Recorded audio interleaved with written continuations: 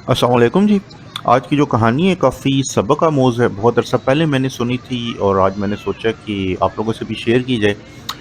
हुआ कुछ यूँ जी कि एक शख़्स था, वो इस उसका एक बाग था। उसका जो गुज़र-बसर होता था उसी बाग में से होता था। अब करता वो ये था कि जो उसको आमदन होती थी बाग में से, वो उसके 3 हिस्से करता था। एक हिस्सा अपने और अपने घरवालों के लिए रखता था। एक हिस्सा जो है वो अल्लाह की राह में दे देता था और एक हिस्सा जो है वो बाग की देखभाल के लिए वो रख लेता था या उसी पे खर्च करता था। एक दफ़ा का वाक़या ये है कि एक आदमी एक जंगल से गुज़र रहा था और उससे एक आवाज़ सुनाई दी।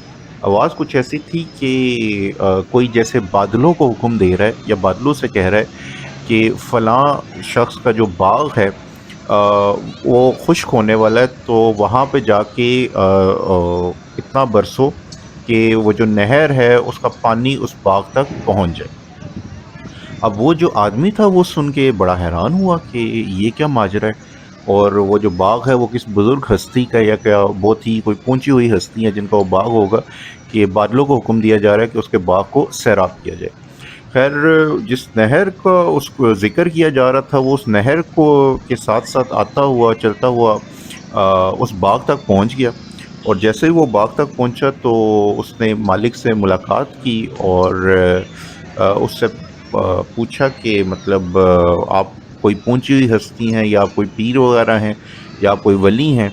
तो उसने कहा ये ऐसी तो कोई बात नहीं है, मैं तो एक आम सा शख्स हूँ और बस यही बाग है मेरा और इसी से मेरा गुजर बसर होता है, और ऐसा तो कोई बात नहीं है, ऐसी तो कोई बात नहीं है। उस शख्स ने फिर उसे बताया कि मैं जब जंगल से गुजरा था तो मैंने ये कुछ सुना है और हुआ भी ऐसा ही है कि अब ये देखें, ये जो नहर है ये आपके बाग में से होती हुई जा रही है और इसको सैराब करती हुई जा रही है।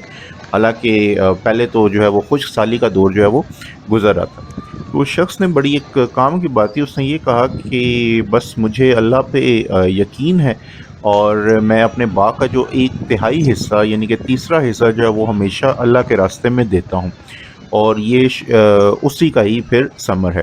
तो इस कहानी में हमारे लिए जो सीखने वाली बात है वो ये है कि हम अल्लाह के रास्ते में जो कुछ भी देते हैं वो ज़ाया नहीं जाता, बल्कि वो कई गुना ज़्यादा हो के कई गुना बढ़ के हमें वापस मिलता है।